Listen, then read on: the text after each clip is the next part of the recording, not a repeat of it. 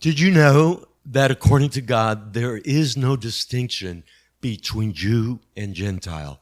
Let's talk about it.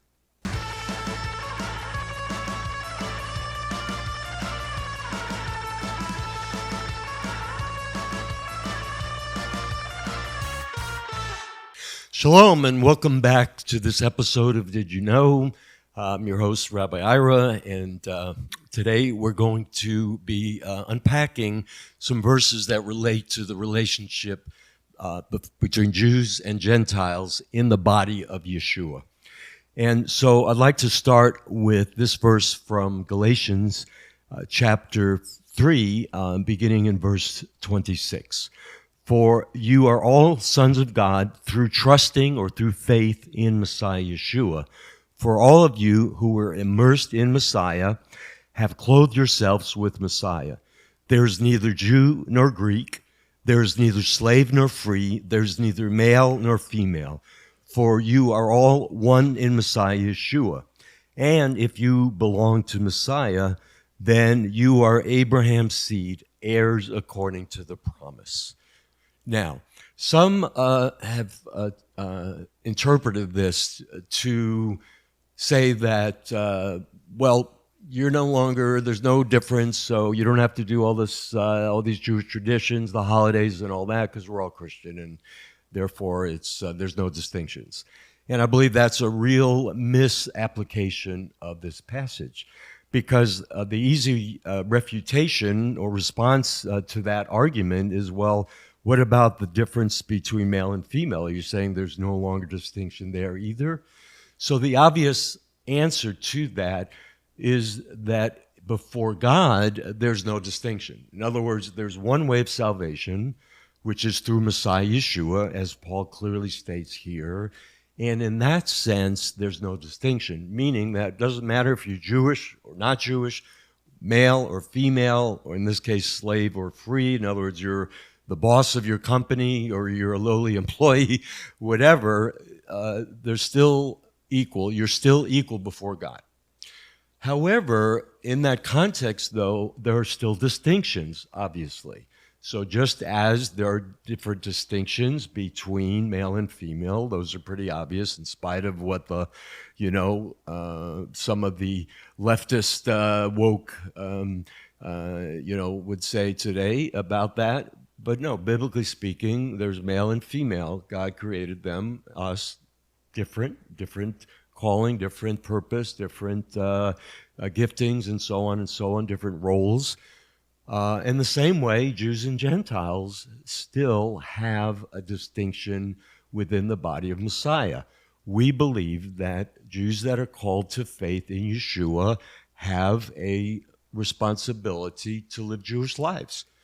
The feasts, the festivals, as a witness and a testimony of God's irrevocable calling, as Paul spoke about it in Romans chapter 11, the irrevocable calling of Jewish people to live a Jewish life. What that looks like can be different. In our congregation, of course, we have Jews and Gentiles together, and the Gentiles that are part of our congregation feel a calling to be part of our community. We don't say that all Gentiles are to live a Jewish life, but some believe they are called, and in some cases, maybe they're married to a Jew, have a Jewish spouse, and so feel that together this is the way to honor God and for the Jewish spouse to be able to live that Jewish life. And for myself, growing up Jewish in Orthodox synagogue, going to Orthodox Jewish school, we had the traditions and so on, but it wasn't until I came to be a believer in Yeshua that I really understood more and more of the importance and the calling that I have as a Jewish man to live that Jewish life, the feasts, the festivals, the Shabbat, the traditions, and how important they are to continue those for my children and my grandchildren as well. And in the context of Paul's writings, it's interesting because sometimes today, and I grew up the same way, how can a Jew believe in Jesus? That's for the Christians, right? That is not for Jewish people. Well, if you go back into the first century, it was quite the opposite, because if you know the history, all of the first believers in Jesus, in Yeshua, were all Jews in Israel. There was no question about their faith in Yeshua. They now no longer were Jews. No, it was clearly a Jewish faith.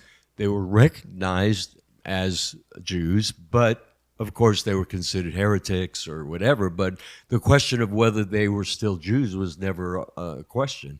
And as the faith in Yeshua among the Jewish people grew and grew, there were Gentiles that came to faith as well. And there was the controversy of what are we going to do with these Gentiles that are now coming to faith? Certainly they must become Jews first. They must get circumcised and convert to become Jews first. And then this whole issue was settled in Acts 15 in the Council of Jerusalem, where the decision was made that these Gentiles, that now were coming to faith in Yeshua, they didn't have to get circumcised. They didn't have to, in a sense, convert to Judaism, as long as they refrained from certain things that were considered obstacles to fellowship with Jewish people. Such as things that were eating things that were sacrificed to idols, blood, and so forth. You could read about it in Acts chapter 15. These were essentially what were called the Noahide laws, which were foundations for Gentiles or conditions for Gentiles who wanted to convert to Judaism. But the ruling was they didn't have to, that they could now become one in Messiah. And so there was a lot of controversy over that issue. And in the book of Galatians, there were those called Judaizers. We don't know if they were actually Jews or maybe they were Gentiles who so much embraced the Torah that they went around preaching that Gentiles had to keep, the Torah, all the mitzvot, the commandments of the Torah, to be able to be truly one, with the faith in Yeshua. So Paul is addressing that issue and saying, no, that there is no distinction in terms of how we stand before God, that God's, in Ephesians, he talks about the mystery, which was that Gentiles now could become one in Messiah and become this one new man in Yeshua. Again, not to obliterate the distinctions, but yet there's unity with diversity, that in Messiah we retain our calling, whether we're Jews or Gentiles, but yet before God there is no distinction, that we are one in Him.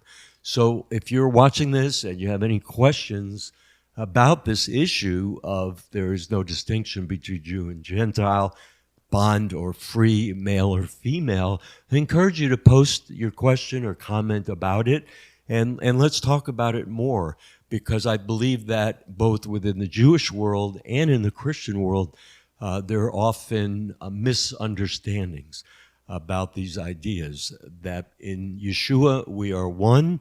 So as a Jew, I don't lose my Jewishness, my distinctiveness as being a Jewish follower of Yeshua, observing the traditions, the feasts and festivals, Shabbat, and all the things that make up Jewish life and Jewish heritage. And yet, as a Gentile, you don't have to become Jewish and take on all those things. But still, I believe it would be important to understand the Jewish roots of the faith, that it started amongst Jewish men and women in first century Israel, that then it became extended to the Gentiles as well, that Gentiles were welcomed into the community of faith in Yeshua, but they didn't take over the body. They're partakers, not overtakers, that they are grafted in, according to Paul's description in Romans 9, 10, and 11. So I invite you to look at those chapters, and let's continue the discussion. Thanks for watching today. Thank you for watching, and please like, comment, subscribe, and share to our Shalom Boca YouTube channel, and we'll see you next week.